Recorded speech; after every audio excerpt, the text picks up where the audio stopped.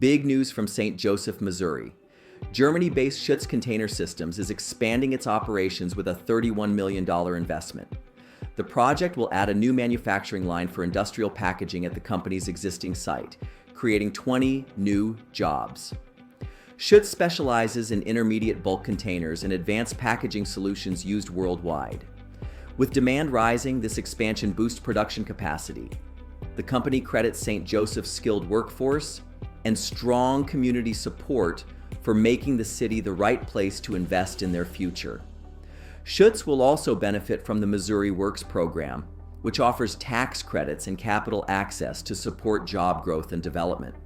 Local leaders say this expansion demonstrates that St. Joseph is becoming a hub for advanced manufacturing, thereby strengthening both the economy and innovation in the region. Schütz's $31 million investment highlights the value of strong partnerships and a long-term commitment to American manufacturing. And if you need reliable shipping containers at the best price, On-Site Storage Solutions is your trusted choice. Call 8886-660520 today for fast delivery and guaranteed value.